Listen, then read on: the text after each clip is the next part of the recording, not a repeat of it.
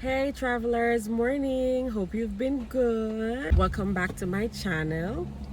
Here on this channel, I share life's experiences and encounters that I've gone through, right? And what those experiences have taught me, and share those basically as testimonies and the lessons that Christ teaches me through those lessons. So the aim is to encourage and motivate someone, even one person, right, on their journey of life, to understand that they're not alone and there are lessons to every single thing that we encounter, right? Yesterday, I was asked from last week, 2 weeks ago, to present on mental health at church. So I did that. I'm going to split it in two parts because it was very long. I'm going to show you the Bible study portion of it, into basically what the Bible says about mental health and speaking on it. I'm not going to behave like I'm an expert in the area, but this is what I have garnered through doing a rotation on psychiatry for 4 months in my SHO year thus far, and just life in general. And then at a later time, I'll share the next part where I presented on mental health, right? And just educating those about those who were there, and I guess those who will watch this, about mental health and ending the stigma. That was the main aim, ending the stigma of mental health, right? So let's get into it, and this is what happened. I hope you will enjoy. Happy Sabbath. Happy Sabbath. Thank you, Sister Robinson. Alright, so the first part of the program is going to just be like a general Bible study, and the title really of the program is End the Stigma of Mental Illness, right? So I am not going to speak by myself. We're all going to engage. We're going to flow from this morning. We had readers. I need people who will read, right? I did write down the verses, but I left them. I sent you some of the verses, so maybe you should check the WhatsApp just now. Alright, so the first verse is 2 Timothy 3, verse 16. If anyone could please find that. And then 1 Corinthians 10, verse 11. 2 Timothy 3, verse 16. 1 Corinthians 10, verse 11. One Bible, there is a passage. Bible. It's over? Mm-hmm. The next verse is Genesis 1, verse 27.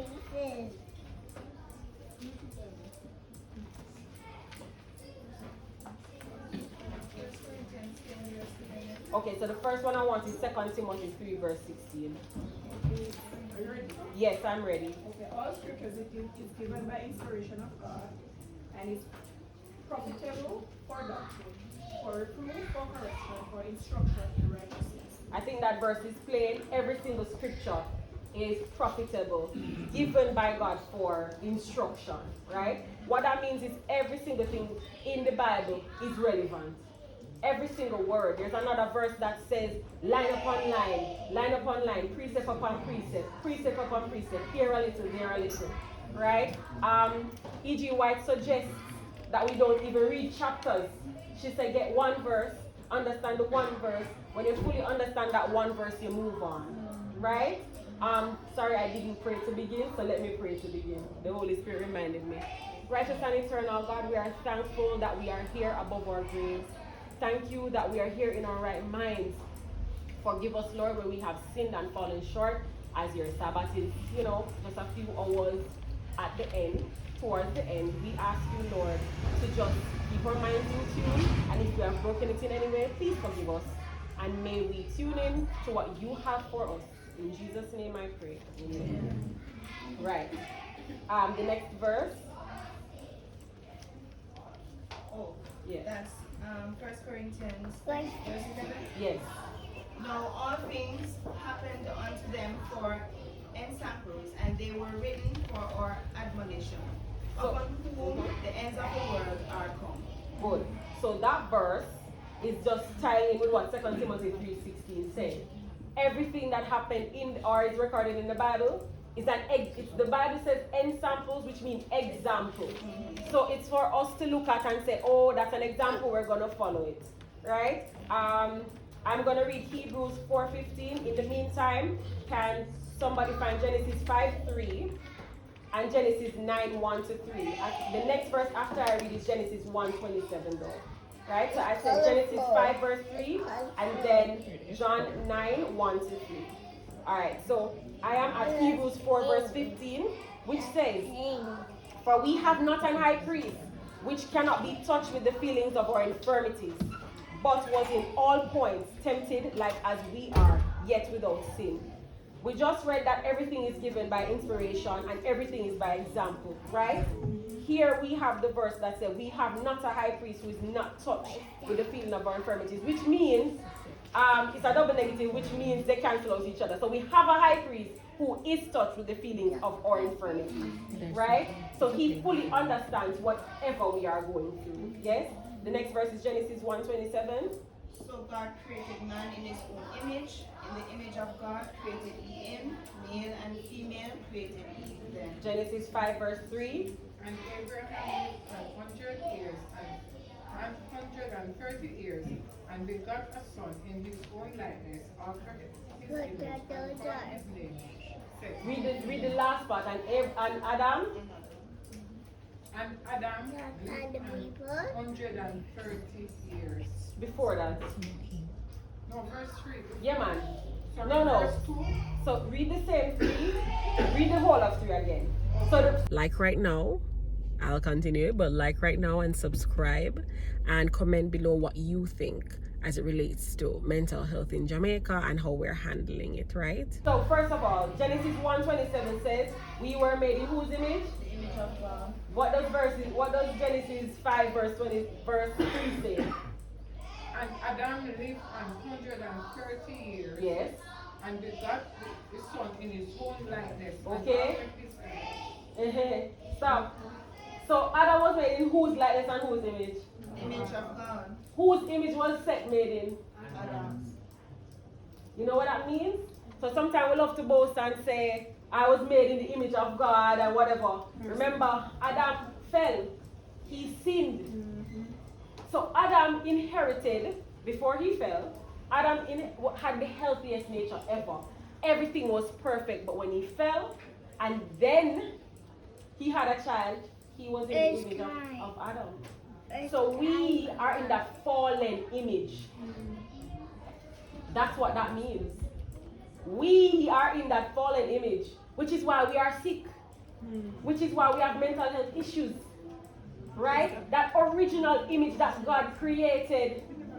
Yes, but we just read that everything is given for admonition, everything by inspiration. Why would he put that in? When you read the Bible, you have to say, if this is there, it is important.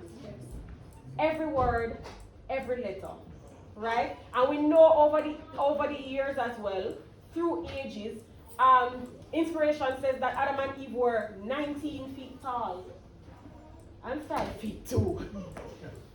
That's how we have degenerated, right? And the tallest people among us are 7 feet, 6 feet, which is still not even half of what they were. So you can see how much we've been cut down, right? The next verse is John 9:1-3. And Jesus passed by. He saw a man which was blind from his birth. And his disciples asked him, saying, Master, who did sin, this man or his parents, that he was born blind? Jesus answered, neither had this man sinned nor his parents, but that the works of God should be made manifest in him. Alright, so what 2 reasons why people get sick so far, based on that verse is what? Because of sin. 1, because somebody sinned, because somebody actively sinned, so that person is sick. 2, because, well, yes, so that's still somebody sinned. No, but the second one is what? So God's name will be glorified, right? So there are 2 reasons thus far, and I'll add a third, which Sister Robinson was saying, the fact that we are born in sin in general. So somebody sinned, Adam sinned, right? So that's why. So there are 2 reasons. was discussing. Sky was watching a cartoon, and it was display depicting the prodigal son, and it dawned on me, not the prodigal son, the Good Samaritan story, and it dawned on me the only reason why that man was beat up was to glorify God. There was no other reason. And some of these things happen so that God may be glorified. Fine? So there are two reasons thus far why we can see illness, because this here is an issue of illness, right? He was blind. Fine? In John 9, 1-3. Right? So don't forget where we're going. All scripture is given by inspiration. Yes, we were originally made in the image of God, but because of sin we have fallen. And one of the main reasons, the number one result of sin, of illness, is sin, right? And so God can be glorified. Fine? Deuteronomy 28, verse 28, someone? The Lord shall smite thee with madness and blindness and astonishment of the heart. So another thing is, all right, this was a situation where Israelites were behaving in such a way, God's people were behaving in such a way that it was against what he said, right? So he also used illness as a way to punish. Fine? So you're not going with what he said. He uses illness as a punishment. One of the ways we see that, for example, where we bring down illness on ourselves is what we eat. We eat whatever we want to eat. We go to bed anytime we want to go to bed. We're staying up. We're on the TikTok, young people. We're on the Instagram and the Snapchat, and we're on the Facebook and we're chatting, right? Adults who are busy and working, we're answering emails. We're carrying over work from into our home lives, right? Whether you're farm or whatever, you're up, you're thinking about where you're going to plant tomorrow, instead of resting, and these things do bring illness upon us, right? Daniel 4:31. I was trying to find it. Let me get it. Daniel 4? Okay, yeah. You can find 1 Kings 19, verse 4. Daniel 4:31-32. I'll read that one. So a while ago we said it's a punishment as well. And this is an example now. There's another verse in the Bible, I didn't find it, but it talks about where there are 2 or 3 witnesses. That don't only refer to that everything is established. That doesn't only refer to 2 of us coming to pray. If you find something in the Bible and 2 verses or 3 coincide, it means it's established. Right? You understand what I'm saying? So we just spoke about how basically it can be a punishment. Yeah? Here we have in Daniel 4:31 verse 32, where it speaks of, while the word was in the king's mouth, there fell a voice from heaven saying, O King Nebuchadnezzar, to thee it is spoken, the kingdom is departed from thee, and they shall drive thee from men, and thy dwelling shall be with the beasts of the field, and they shall make thee to eat grass as oxen, and 7 times shall pass over thee, until thou know that the Most High ruleth in the kingdom of men, and giveth it to whomsoever he will. So there he was also stricken down with a mental illness because he disobeyed. Remember the whole situation with the statue, and he still didn't listen to God and still didn't humble himself, so God humbled him, right? So we see that illness, particularly speaking of mental illness, can come upon you like a punishment. Yes? 1 Kings 19 verse 4. So what I'm doing, I'm showing us that the point of this is to show us that mental illness is real, and it's also biblically supported. We can see, so far, there are 2 evidences we've seen physically when we say strike with madness in Deuteronomy 28 verse 28 and Daniel 4:31-32, where Nebuchadnezzar went to eat grass. Now, if you know somebody who is a politician, say, I don't want to call anybody, but you have a politician, who all of a sudden they start to eat grass for 7 years. Them not going to them house, they're always well kept. Them hair are grow, them nails are grow. You're gonna say they are? Right. That's what you're gonna say. And that's what happened to Nebuchadnezzar. Right? When we read the Bible, we have to make it very real to us so we can fully understand what is happening. The next verse is 1 Kings 19 verse 4. But he himself went a day's journey into the wilderness, and came and sat down under a juniper tree, and he requested for himself that he might die, and said, It is enough. Now, O Lord, take away my life, for I am not better than my fathers. So what would we say? What mental condition would we say that Elijah has here? He's depressed. He's depressed. And if you go back to think about it, another person that was depressed was Job. Right? Job was very depressed. You know, another person as well, Naomi was depressed as well, where she was saying she don't want them to leave her. But she's like, go on, man, what's the point? You know, just leave me alone. She was also depressed, right? And there are many other stories. There are many times when David wrote in the Psalms, right? And he was very depressed. So we can see where a lot of times we can see where depression, for example, is mentioned in the Bible, right? I'm going to read the next one. I'm going to read the next one, which is Luke 8. 26 to 29, can somebody find 1 Peter 5 verse 8? Another person, Philippians 4, 6 to 7. And then the last one, you can just find that. Yes.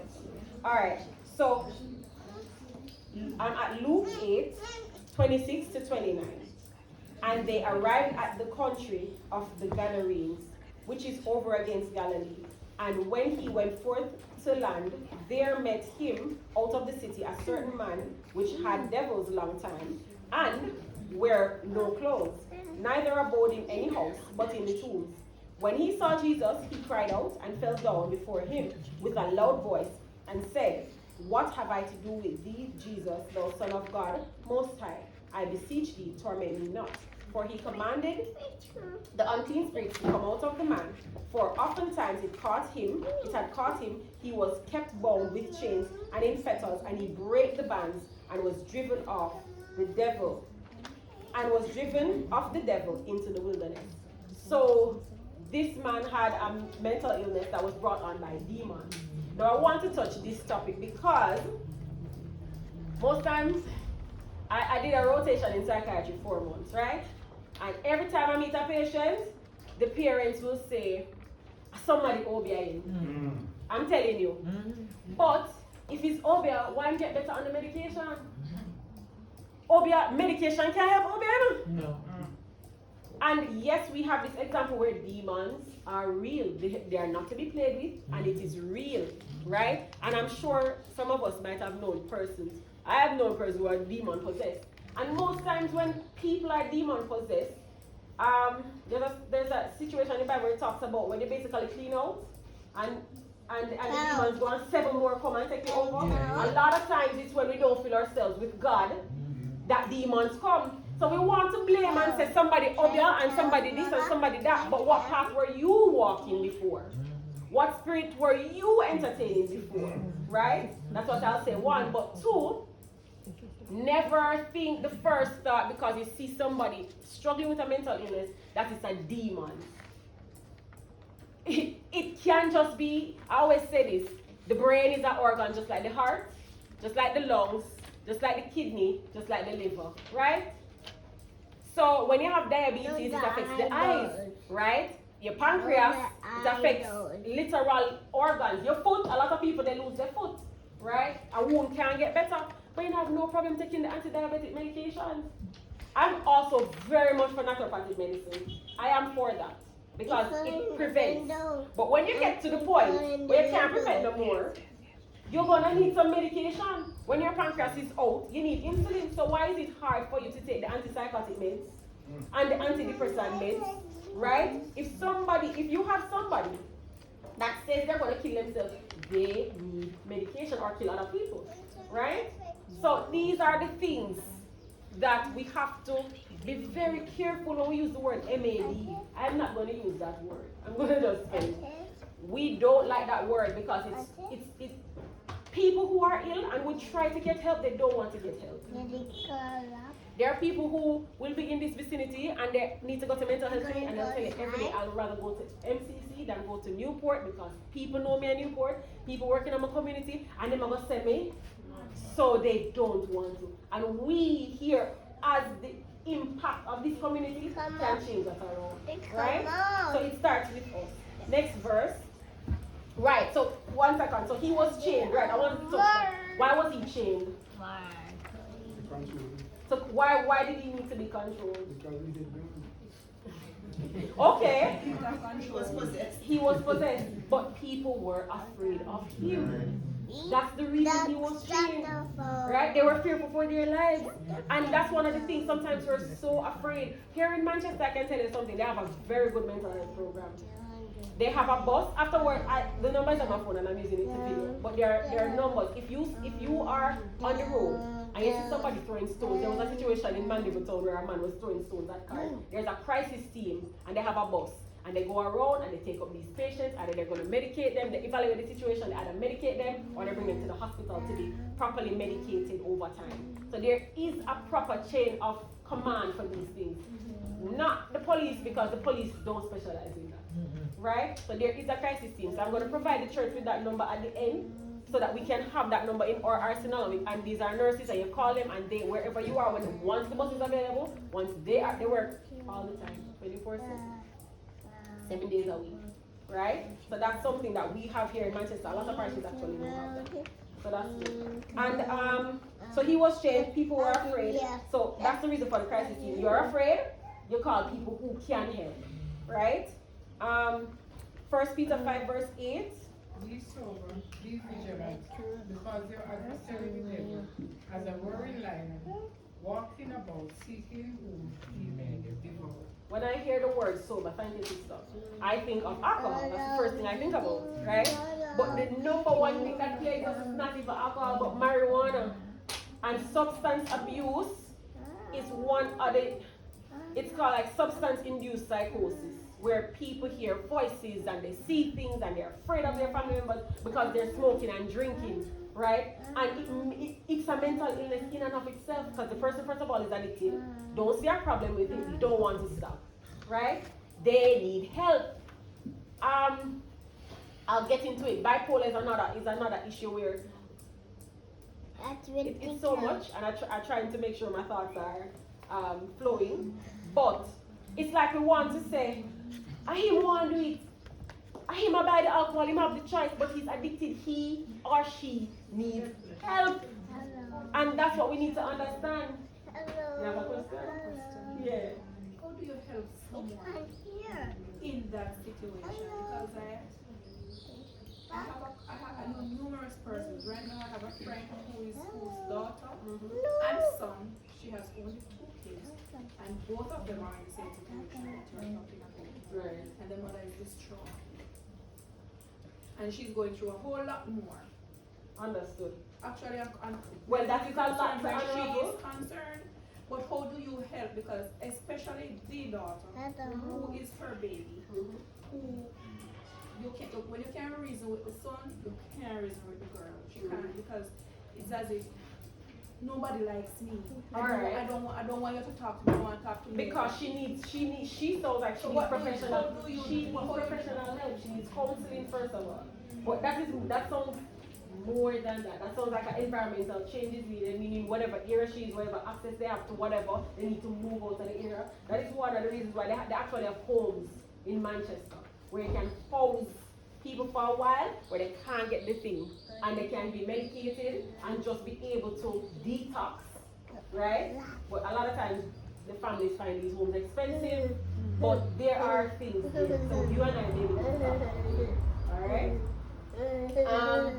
And Philippians, right, Philippians 4, 6 to 7. So substance abuse is one. We've touched depression, right? And we touched mental illness being caused by our actions.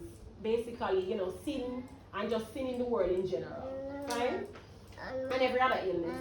So Philippians 4, 6 to 7, did anybody get that for me?